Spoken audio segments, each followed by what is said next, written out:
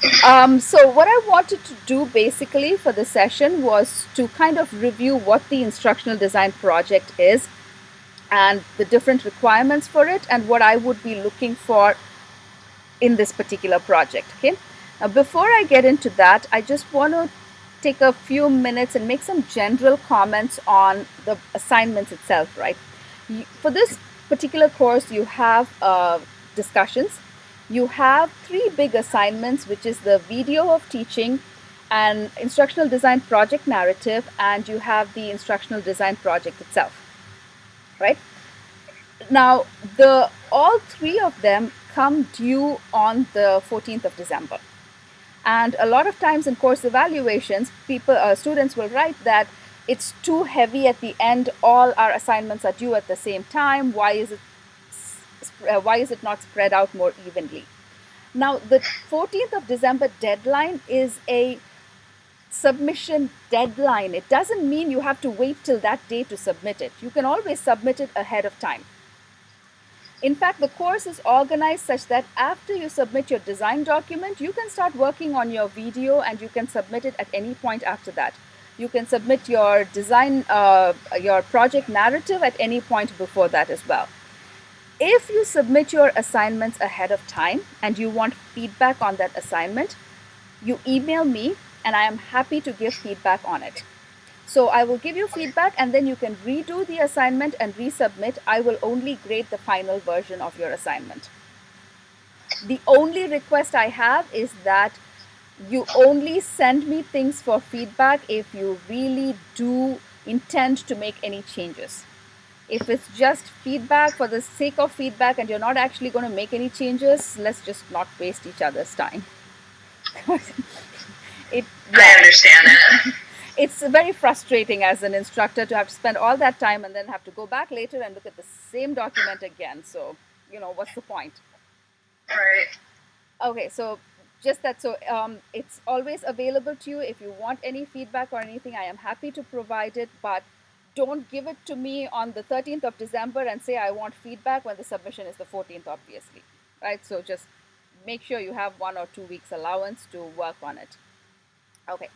So let's look at maybe I'll just share my screen for now so we can kind of take a look at what I have here. It's just okay, can you see that? Yep. Okay, it's sharing my whole screen, isn't it? Yes. Okay, it's going to do funky things and it doesn't matter. Right, so the instructional design project, now this module you're going to begin with the needs analysis. As you're reading, right, your readings will tell you why you're doing a needs analysis and what is the importance of a needs analysis. You're then going to apply that theory into practice for the topic that you have selected. So for you, it's your teachers, right? And you already gave me a paragraph about the situation and the module that you're going to be developing. That's kind of a description of the problem. You just add more information to it. Give me more context about the organization, more information about what this problem is and why you are doing this particular module for them, why you're developing this for them, right? Audience and learner characteristics is important. Think about things like how old are your learners going to be? Are you still having trouble hearing? You're intermittently cutting out. Okay. Hopefully this will be better. Otherwise, I'll just pull up my phone as well. Okay, so the idea is that you give. Okay, let's try that one. Right. So your audience, you want to make sure you're covering all the information about the audience. Just give me 1 second. I'm going to try and switch audio to another source. Okay.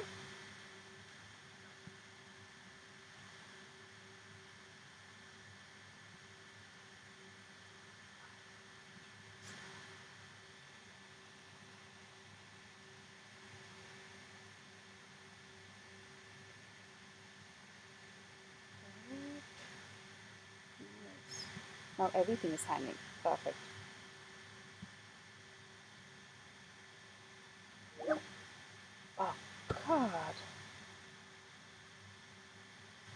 Okay, I see you on that.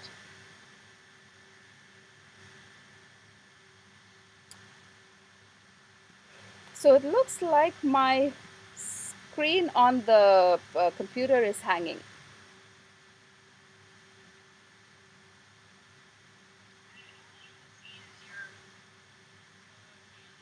Yep.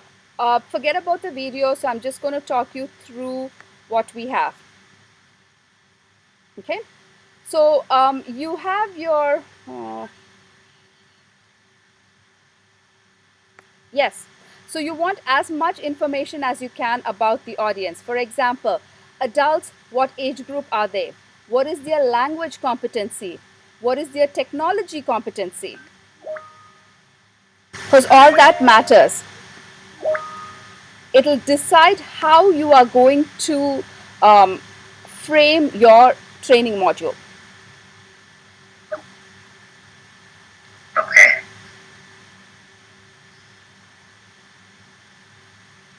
Okay. So you should be able to see Oh, something there it now. is. Okay. Right. So yeah. Okay. Where did it go now? Come on. All right. So I want you to think very carefully about the audience that you're going to be working with. It's very important, okay?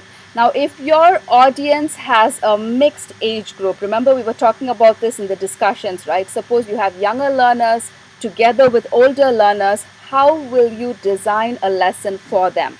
Which is why it's important to identify your audience very clearly. Even if their age group is not different, what is their proficiency level?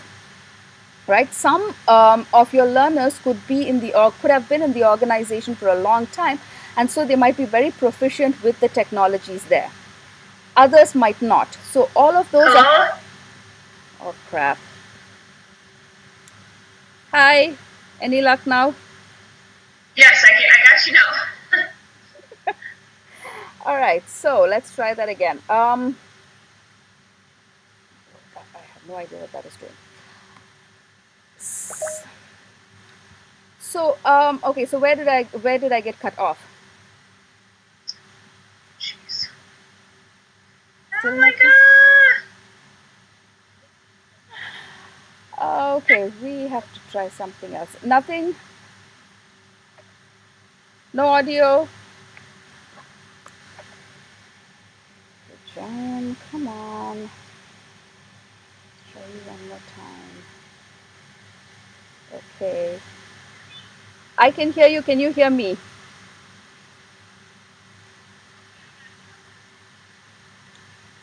Okay. Yes, I can hear you.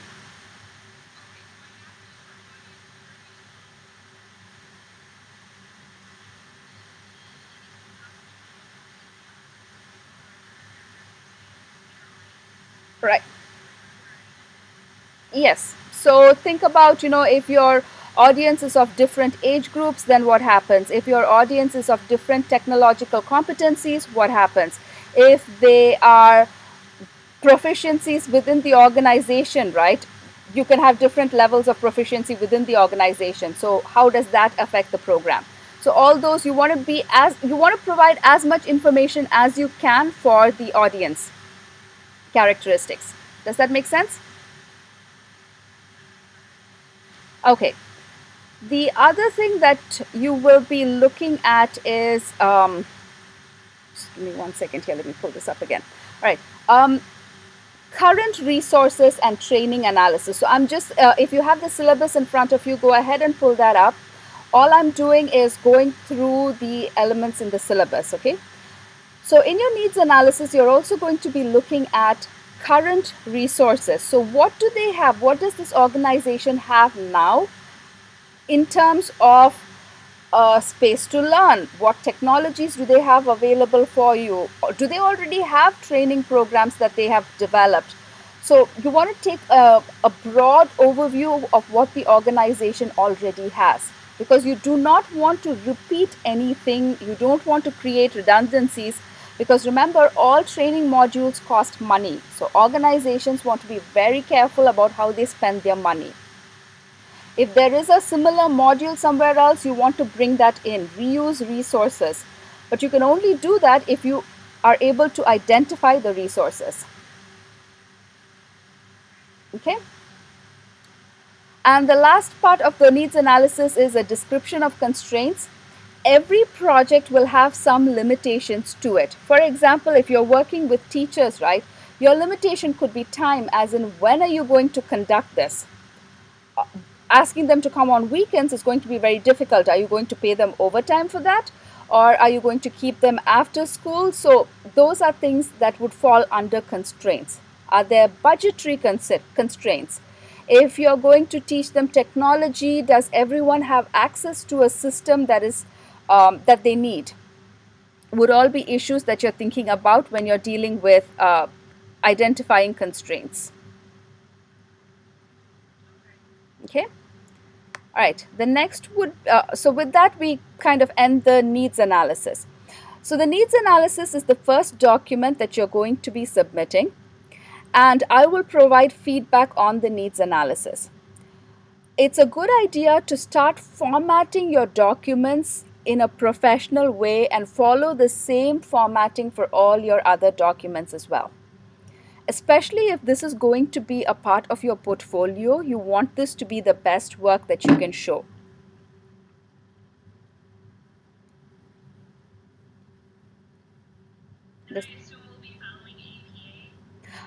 No, not necessary for this at all, because in the design document and the needs analysis, you're not really going to be citing anything. You're not referring to literature over here. You're just creating this document. So no, I am not insisting on APA for these things, because what I want is for it to be a more professional looking document, and sometimes formatting in a professional way will be completely counter to APA. Okay. All right. So the next document that you will submit is the design document. Now this one has a lot more sections to it. The first section is the scope of the project. So what is the overarching goal of this particular training module that you're developing? You're now going to add more information to the audience part of it. So what happens is the needs analysis is the first thing you conduct, but the design document is the proposal that you will submit to a company to say, okay, after the needs analysis, this is what we are proposing.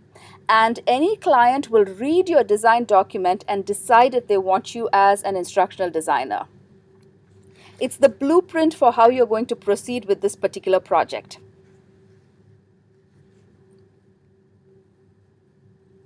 Does that make sense? Yes. Okay.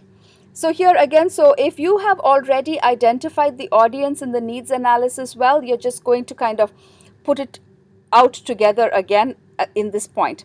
Now, design time and milestones is how much time do you project it will take to create this whole learning module. So it's a kind of a guesstimate that you're going to be doing, and I can give you feedback once you bring it, once you submit it. If I think there's anything missing, I can provide feedback on it. And remember, the readings will also provide information on what elements you should be considering when you're thinking about design time and milestones. And for this particular training module that you're doing, that you're going to develop, what is the length of the course that you are proposing over here?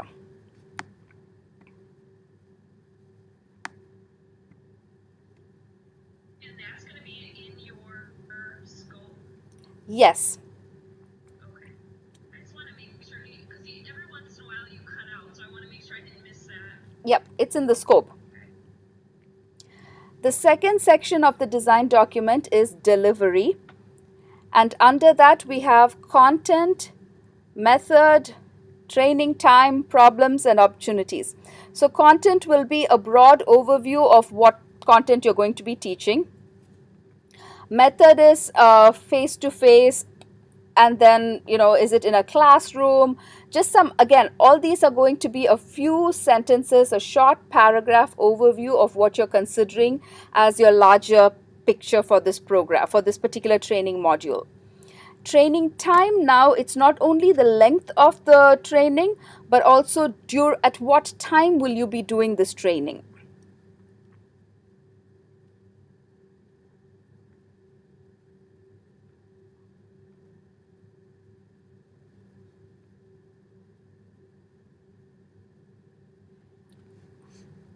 Okay? Okay. All right. Then the next thing will be problems and opportunities are what problems and opportunities do you foresee? Again, this will tie back to the constraints that you identify in the needs analysis.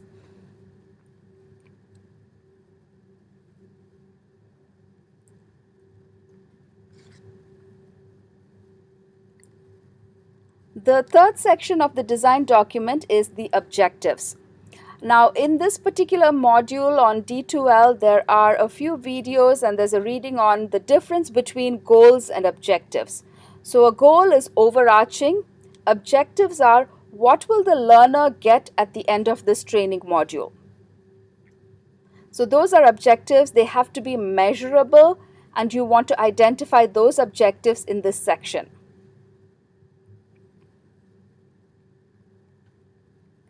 Materials, obviously, what are the materials that you're going to be using? You can bring it down to the smallest of details. Do you need tables and chairs? Do you need computers? Do you need a whiteboard? Do you need markers for your learners? Do you need post-it notes? So think through all that. All of that will fall under materials.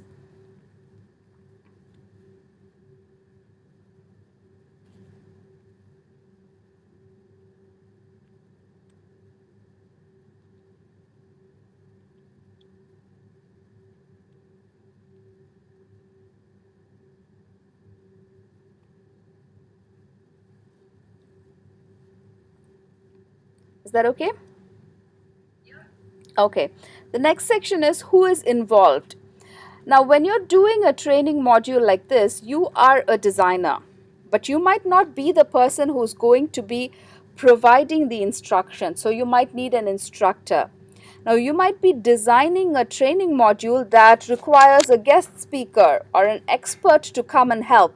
So all of those are people who are going to be involved in this particular training module. You might have media people who will come and help you develop some videos or some other kind of media content. So think of all those other people who might be involved, and you will identify them under who is involved. Okay. Now remember, again, this is all hypothetical, so use the texts and the kind of scenarios that they play out in our readings, and that will help inform you as you work on this. Now when we come to topical outline, here you're going to get a little more specific, as in, so if this is my topic for this learning module, how are the subtopics going to be? You're kind of going to break it down a little bit more. And then you move into administration and evaluation. Now this is the evaluation part of it, and this is important. How will you evaluate the success of this particular module that you're developing? So if you are developing a face-to-face 2-hour module, are you going to give them an evaluation form at the end of the module, at the end of the 2 hours, and ask your participants to rate how good your session was? What are the different skills that you're going to use to rate, or what are the elements you're going to test with them or check with them? So those are the things you need to think about when you're developing an evaluation. Again, those are covered in the readings as well.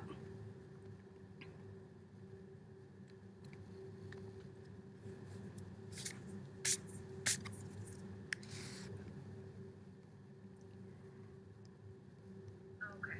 Now the next section is cost analysis, and you have a few elements under that. You can put this into a table kind of thing and do up a cost analysis as well.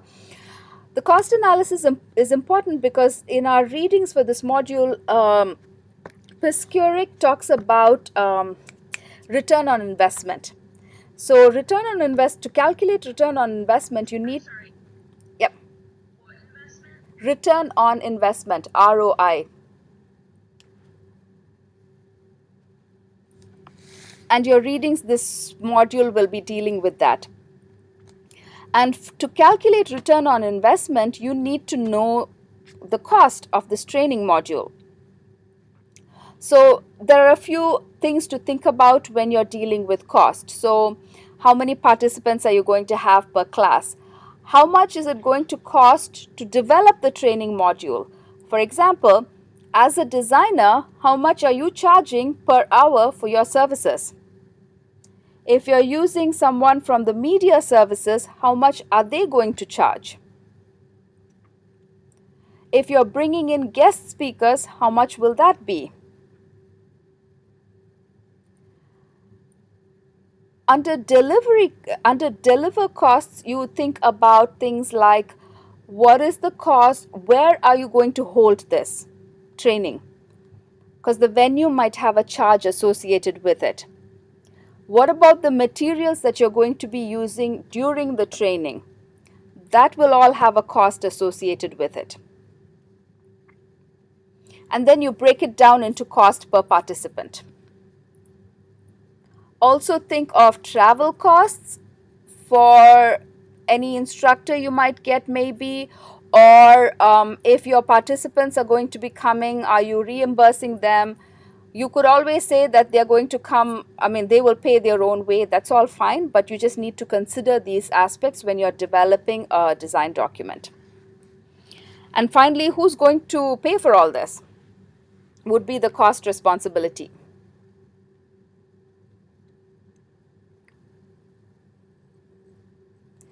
Now, the final section of the design document is links. That is, if you are linking to external resources in your training module, just put down those links in this section.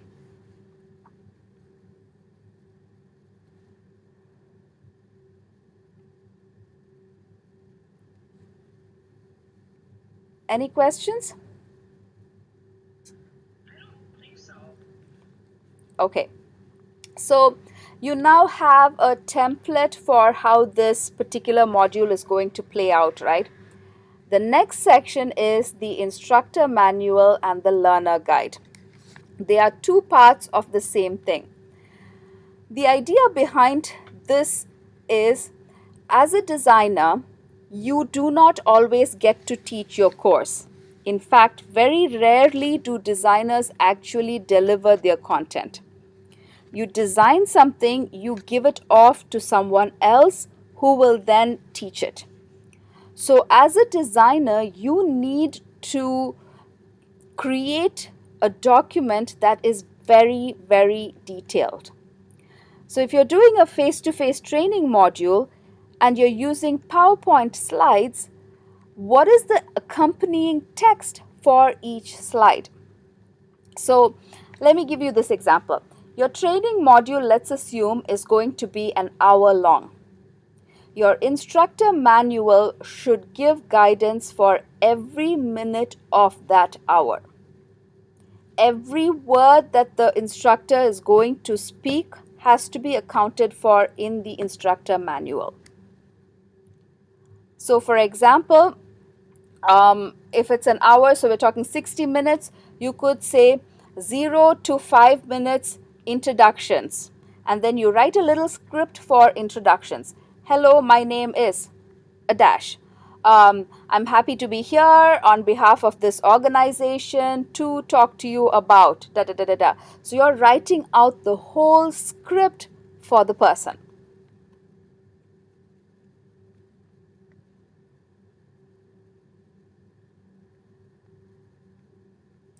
If as a substitute teacher, I'm sure you've done lesson plans, right?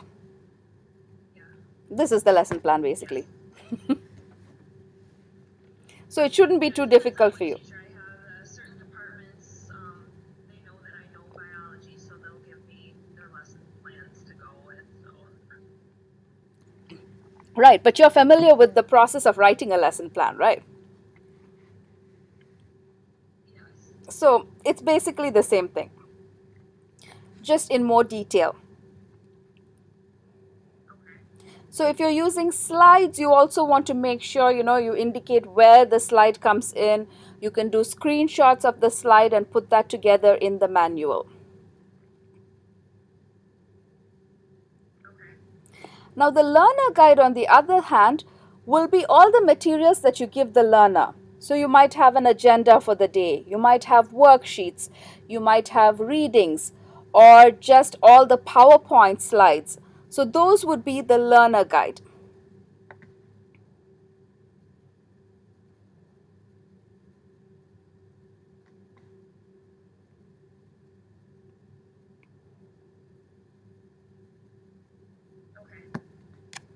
And so that the instructor manual and the learner guide will take time to develop.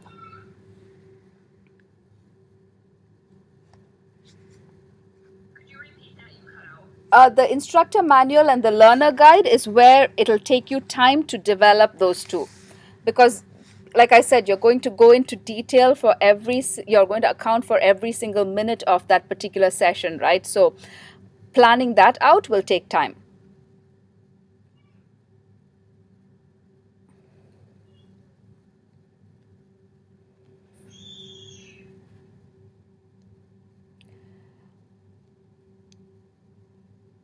Any questions so far?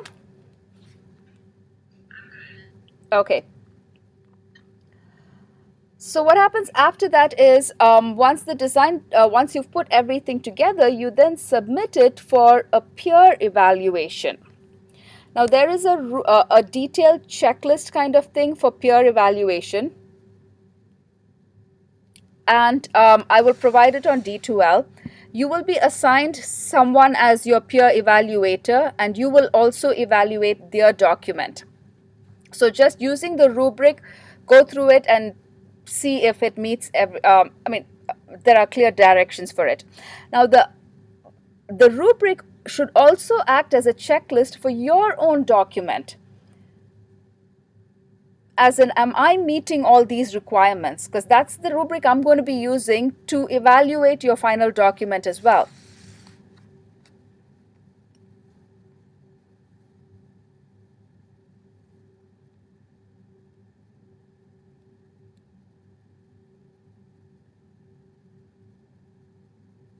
Well, I feel like I'm ready to dive into this, that's for sure.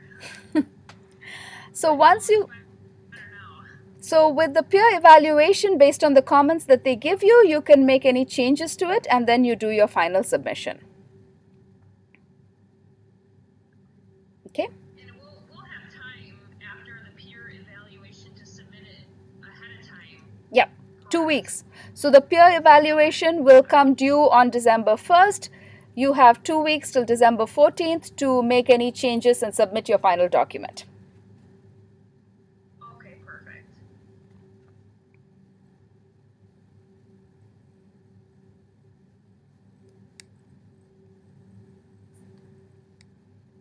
Well, I think time is just going to fly by. It will. Once you get started on this, it's going to it'll just rush by. So it's a good idea to just to get started on these things as you can. Will do. And one of the first things you might want to do is kind of look at online instructional design documents and instructor manuals and learner guides. I'll post links to a few samples as well, so you can see how a professional document is done, and then you can decide how you want your document to look.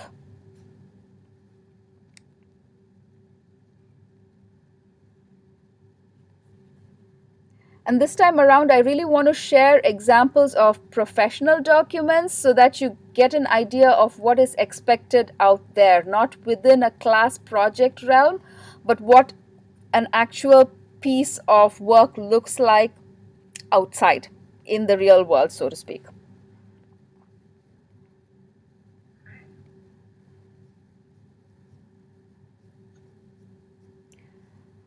So the other assignment, the instructional design project narrative, is just to round off this whole project, right? So you've done all this. In the project narrative, you're going to be talking about why you did what you did. So you're going to, now that one will be APA style, because you're going to now justify your design decisions. You'll justify it using theory. Okay.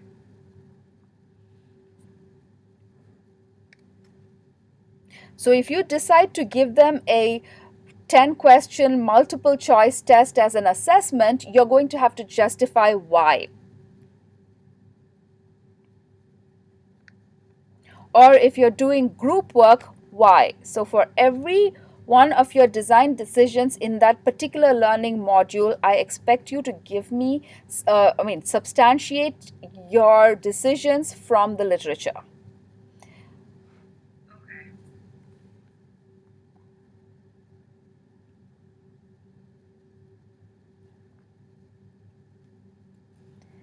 And the other part of it related to this is the video of teaching. So you can take any part of your training module, any little snippet of it, and you're actually going to teach it. So you can decide to do a direct video capture of it, of you teaching something, or you can do a PowerPoint with voiceover, or you can do a Prezi. You can be as creative as you want to be. But you will save it as a video and upload it to something like YouTube or Vimeo or some other video sharing platform.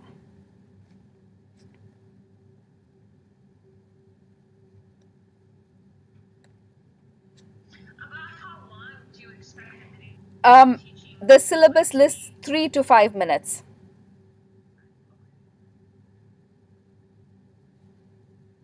And there's a reflection associated with that as well. So the reasoning behind the video is to help you kind of play a little bit with with different technologies, and to also get a better understanding of how intricate it is and how complex it is to create a video.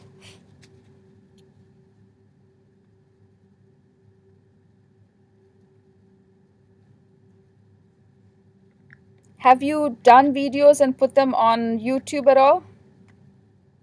I have not. Okay, so this. I've done PowerPoint videos with voiceover before, but not actual videos of myself. Okay, so you can decide how you want this to be. You can even use software like what? GoAnimate, which does little animations.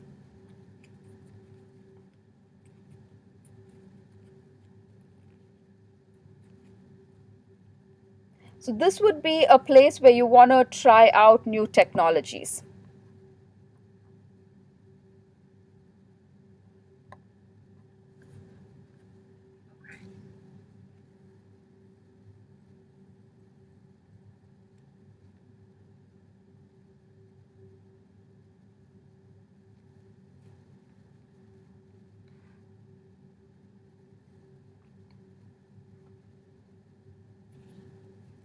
Okay, so that's all I have. Do you have any questions?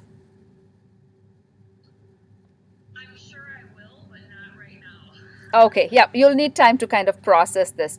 So as we go through